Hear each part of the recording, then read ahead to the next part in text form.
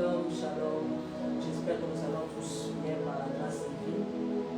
Aujourd'hui, qui démarre le moment d'enseignement de chaque mardi avec notre thème qui est la persévérance dans la prière. Nous avons choisi d'avoir 4 sous-thèmes avec 4 intervenants différents qui interviendront. Moi, je vais débuter aujourd'hui. Je pense que le mardi prochain, nous serons avec le cordon général suivi de l'apôtre Yann Goumou et du prophète Orbi. Chacun d'entre eux va intervenir avec un sous-thème spécial de manière à ce que chacun d'entre nous puisse faire passer la diversité que Dieu a mis en chacun de nous, a posé dans chacun d'entre nous. Alors, pour ma part, je parlerai sur le sous-thème plutôt, tiré de Matthieu 7, il dit demandez et vous recevrez. Ça, c'est le seul verset que tout le monde a l'habitude de connaître ou encore de maîtriser dans ce que nous faisons. Surtout, c'est ce que j'utilisais souvent pour demander ou emmerder les gens, excusez pour ces termes, déranger les gens et autres. Alors, je vais commencer d'abord par la définition de manière à ce que chacun de nous puisse comprendre de quoi il s'agit. Nous avons la définition de la persévérance. On dit, d'après le dictionnaire plutôt, il est dit que la persévérance est l'effet de continuer de faire ce qu'on a résolu par un acte de volonté renouvelée. Donc, en d'autres termes, la persévérance, c'est lorsque nous avions déjà essayé et que nous n'avons pas su aboutir à ce que nous voulons faire, nous résolutionnons,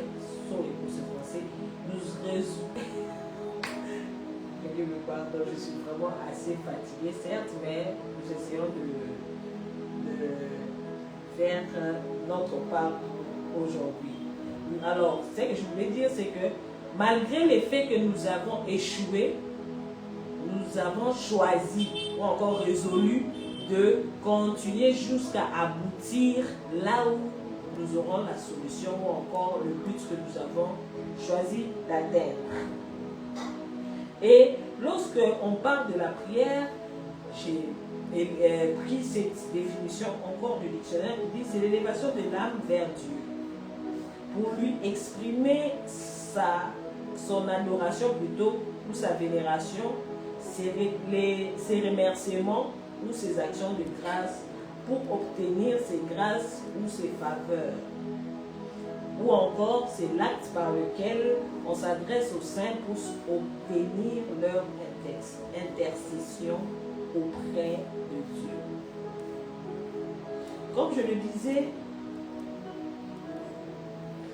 que notre sous-thème est demander et vous recevrez, nous devons aussi définir la demande. La demande est le fait d'exprimer un désir ou un besoin interrogé pour obtenir une information ou exiger quelque chose.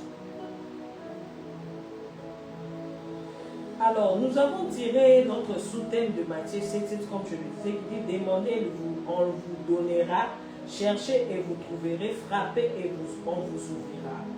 Et avant ce verset, le verset 6 dit ceci: ne donnez pas les choses saintes aux chiens et ne jetez pas vos paires devant le pourceau, de peur qu'ils ne le foulent aux pieds et ne se retournent et ne le déchirent, ne vous déchirent plutôt. Nous devons savoir dans la prière, il y a des étapes très importantes. Nous avons la persévérance et puis la demande. Lorsque nous venons prier à l'église ou encore lorsque nous prions personnellement dans le moment de prière, nous devons avoir en tête que lorsque nous venons vers Dieu, nous avons des besoins, certes, qui peuvent être des besoins charnels, mais nous avons aussi des besoins spirituels. Comme une personne qui vient vers Dieu, qui lui demande de l'aider dans ses moments de faiblesse, de manière à ôter tous ces moments de faiblesse. Une personne qui vient vers Dieu, qui lui demande de l'aider spirituellement à grandir. Une personne qui vient vers Dieu, qui lui demande de l'aider à mieux comprendre sa parole. Une personne qui vient vers Dieu, qui lui demande à faire croître sa foi, une personne qui vient vers Dieu. Donc il y a plusieurs demandes qu'on peut faire à Dieu. Il n'est pas toujours question de demander des choses éphémères du monde ou encore charnelles, mais il est aussi question d'avoir des demandes qui permettront à ce que nous puissions croître dans notre relation avec Dieu. Et déjà, nous devons savoir, lorsque nous commençons notre relation avec Dieu, certaines personnes ont du mal à s'approcher de Dieu pendant des moments de prière avec des phrases comme quoi « Je ne sais pas qu'est-ce que je vais dire à Dieu. Qu'est-ce que je lui dirai à la prière ?» Pourquoi ces gens ont l'habitude de faire 1 heure du temps, 30 minutes, 45 minutes, 2 jours, d'autres personnes qui prennent juste à 24 euros? Pourquoi là-bas, ils ont organisé 8 heures du temps avec Dieu, ils ont organisé 24 heures dans la prière, d'autres ceci dans l'adoration. Et certaines personnes fuient parce qu'ils se disent qu'ils sont incapables de reproduire ce que d'autres font, ou encore être dans l'impossibilité ou encore dans l'incapacité de faire ce qu'ils doivent faire dans ce moment-là précis. Alors, qu'est-ce qui fait que nous soyons dans ces incapacités? Nous relevons que dans notre marche avec le Seigneur, il y a 3 dimensions de relation que nous avons avec Dieu. La première relation est la relation que nous avons, c'est la relation des serviteurs et de son maître, ou encore de son Dieu. Et nous avons la relation de père et fils, puis interviendra la relation amicale. Lorsque nous avons la relation des serviteurs et des fils, ou encore de son maître, c'est le même verset que je vais utiliser aussi pour la relation amicale. Il est dit dans Jean plutôt 15:15, « Je ne vous appelle plus serviteur parce que le serviteur ne sait pas ce que fait son maître, mais je vous ai appelé ami parce que je vous ai fait connaître tout ce que j'ai appris de mon Père. » Donc dans la relation que nous avons avec Dieu, lorsque nous sommes dans une relation de serviteur et de son maître, dans cette relation nous avons des obligations et certes des devoirs à accomplir que le maître a envers nous et que nous avons aussi envers lui. C'est comme ça qu'il y a certaines limites, certaines limitations dans notre marche ou dans notre relation avec Dieu. Et puis lorsque nous avons la relation des fils et du Père, nous le retrouvons dans 2 Corinthiens 6, le verset 18, il est dit ceci: « Je serai pour vous un père et vous serez pour moi des fils et des filles. » Dans la relation du père et de son fils ou de sa fille, c'est une relation privilégiée, certes, où la personne sait que tout ce qui appartient à son père l'appartient aussi. Mais lorsque on parle de fils, nous savons bien qu'il s'agit d'une personne qui est déjà mature. Parce que sinon, si on parlait des enfants, nous tomberons sur ce verset qui nous dit que l'héritier ne peut faire, on peut pas lui donner la gestion de son héritage lorsqu'il est enfant, on lui donne un tuteur, de peur que ce dernier l'utilise mal. Et si vous lisez Matthieu 6, comme nous avons lu au début, là où on parle de on ne donne pas aux petits chiens des perles et autres, de peur qu'ils puissent abîmer, ça fait référence au fait que certaines personnes, lorsqu'ils ne comprennent pas la valeur de choses qu'on leur apporte, la valeur de choses qu'on leur donne, ces derniers ont pour habitude de les abîmer ou encore de mal les utiliser. Et lorsque nous parlons de la relation amicale, toujours avec le verset de Jean 15, qu'est-ce que nous avons eu à lire, nous comprenons que c'est la relation où l'Éternel ou encore notre Dieu ne nous cache plus rien. C'est la relation aussi des privilégiés. Voilà pourquoi lorsque Dieu se décide d'aller détruire Sodome et Gomorrhe, il dit « Cacherai-je à mon serviteur ou encore cacherai-je à mon ami » puisque la vraie version dit « à mon ami Abraham » c'est que je compte aller faire. Donc, en d'autres termes, c'est la relation où, avant que Dieu puisse agir, il informe d'abord son ami de manière à ce qu'il puisse agir. Et dans cette même logique de l'histoire d'Abraham, vous verrez que Abraham a eu même l'occasion de débattre avec Dieu en lui disant, si tu trouves 100 juste à 50, descendre de manière à ce qu'il puisse sauver son neveu Lot.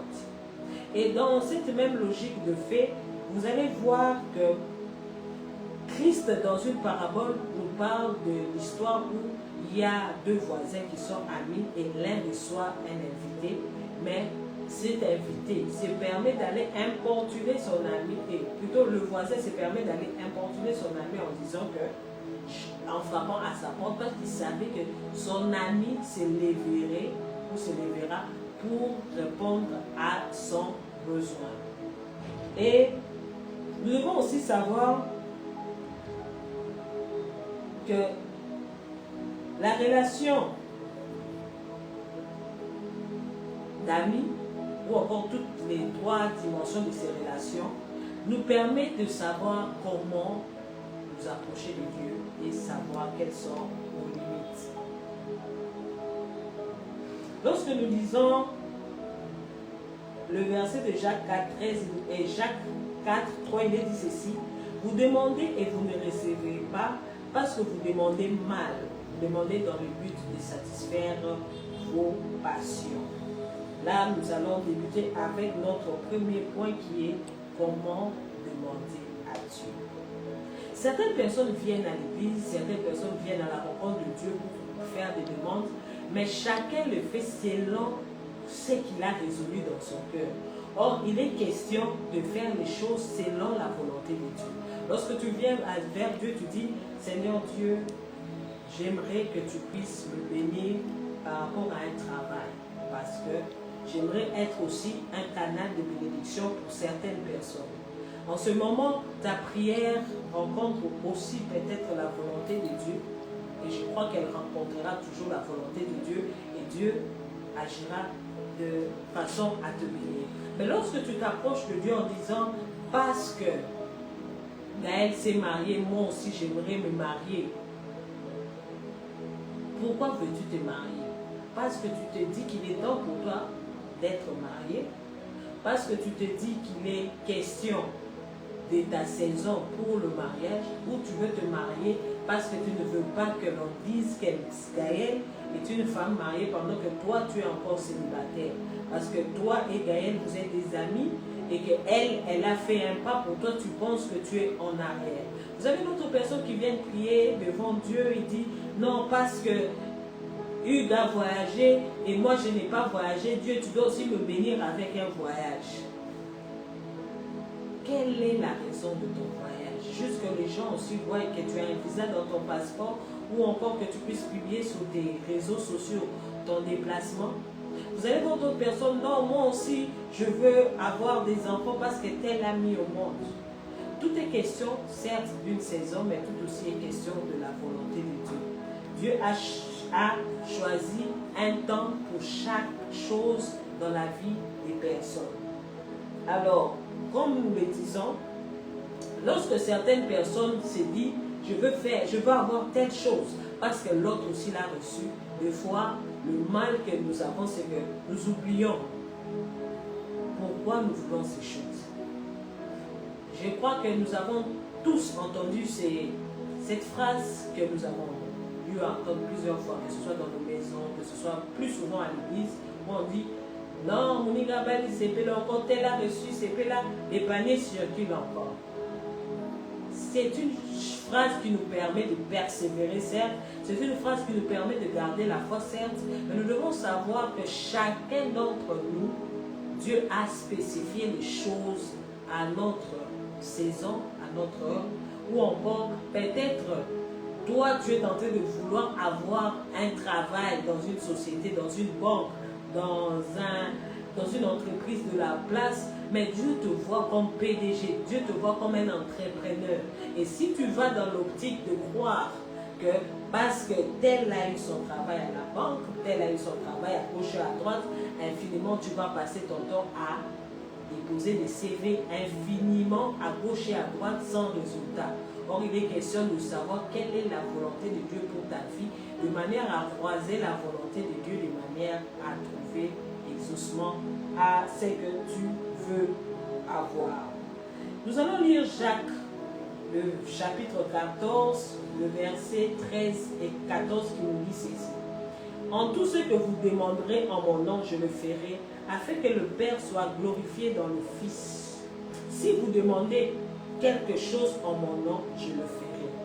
Lorsque nous lisons ces versets, Christ nous fait comprendre la clé de la prière lorsque nous nous approchons de lui.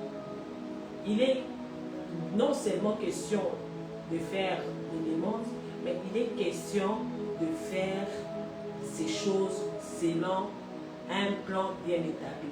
Christ nous dit demandez toutes choses en mon nom. Voilà pourquoi nous faisons des prières. Seigneur, nous demandons cela, nous chassons tel, au nom de Jésus-Christ. Nous faisons ça. Vous voyez un peu cette formule que nous utilisons. Christ nous fait comprendre que nous devons demander toutes choses en son nom, de manière à ce que notre joie soit parfaite. Parce que lorsque nous avons été sauvés par lui, qu'est-ce qui s'est fait? Nous avons ôté notre identité passée pour revêtir l'identité de Christ par le sang qu'il a versé à la croix qui nous justifie. Alors la justification que nous avons, c'est que le sang qui a été versé à Golgotha crie pour nous devant le Père en disant aujourd'hui, oui, Florian a droit aussi à telle autre chose parce que je suis mort pour lui à la croix et Dieu agira. Pourquoi? Parce que Christ est notre avocat auprès du Père. Mais ce verset aussi nous permet de nous rappeler de l'histoire dont les apôtres s'approchent de Christ en lui disant apprends-nous à prier. Et l'éternel Christ leur dit ceci, je vais vous apprendre à prier, mais lorsque vous priez, dites ceci. Nous le tirons de Matthieu 6, 9, il est dit, voici donc comment vous devez prier, notre Père qui est aux cieux. Nous devons reconnaître que Dieu, notre Père, est aux cieux, qu'il est élevé au-dessus de toutes choses. Que ton nom soit sanctifié. Nous devons reconnaître que notre Dieu est saint de manière à ce que c'est qu'il est, que nous aussi nous puissions l'être. Parce que l'impureté nous éloigne de Dieu. Tandis que lorsque nous sommes saints, nous nous approchons de Dieu. Et puis il dit que ton règne vienne, que ta volonté soit faite sur la terre comme au ciel. Il est question pas de notre volonté dans nos prières ou dans nos exaucements, pas de la volonté d'un ami proche, mais plus particulièrement de la volonté de Dieu. C'est dès que lorsque notre volonté rejoint la volonté de Dieu que Dieu agira. Et il est dit, donne-nous aujourd'hui notre pain quotidien. Vous savez, quand je parle que notre volonté puisse joindre la volonté de Dieu, il est question, nous allons parler de Anne, au temps de Siloué. Qu'est-ce qui s'est fait? Anne subissait plutôt des injures de la part de sa rivale. Mais de l'autre côté, dans le temple de Dieu, Dieu avait besoin d'un prophète. Elle priait chaque année et elle jeûnait. Elle faisait tout ce qu'il fallait. Mais quand elle rentrait, il n'y avait pas d'exaucement dans sa vie.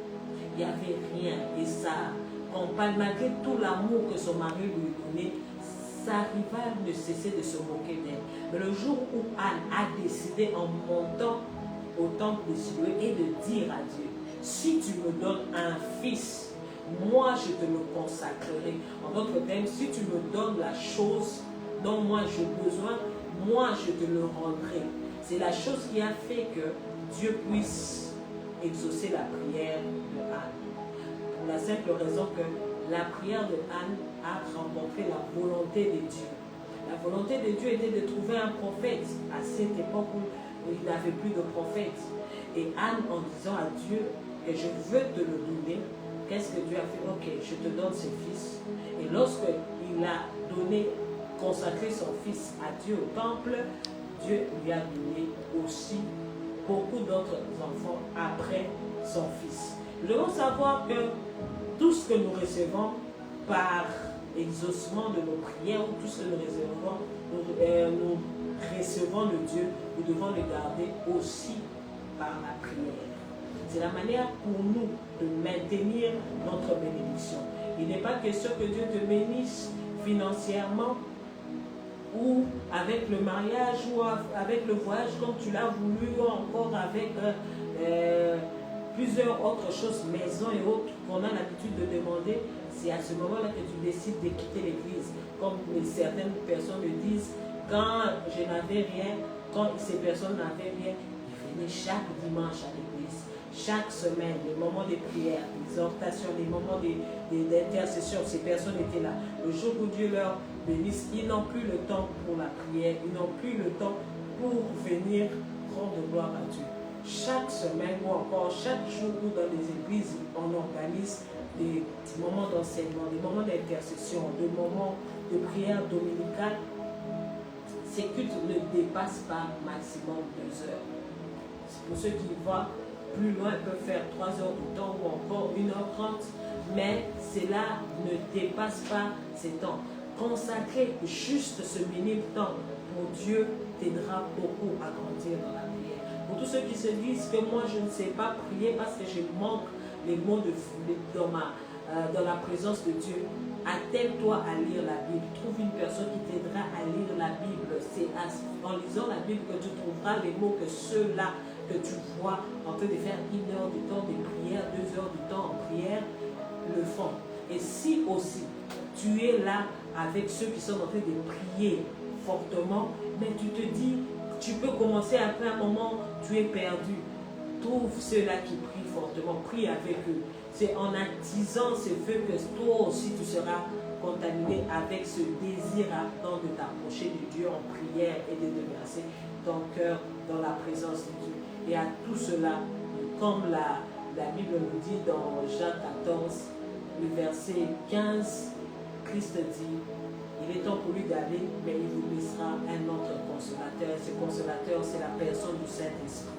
Nous devons prier au nom de Christ, certes, mais nous devons laisser le Saint-Esprit nous guider. Nous devons laisser le Saint-Esprit trouver le mot qu'il faut dans le cœur de Dieu pour nous permettre de le dire de manière à trouver exaucement dans nos prières. Vous retrouvez cela dans Romains 8, le verset 16 qui dit, l'Esprit dit en moi que je suis enfant de Dieu. Et lorsque le Saint-Esprit te rappelle que tu es enfant de Dieu, c'est le même Saint-Esprit qui dit qu'il va trouver dans le creux du cœur de Dieu de manière à ce qu'il puisse nous dire comment nous devons prier.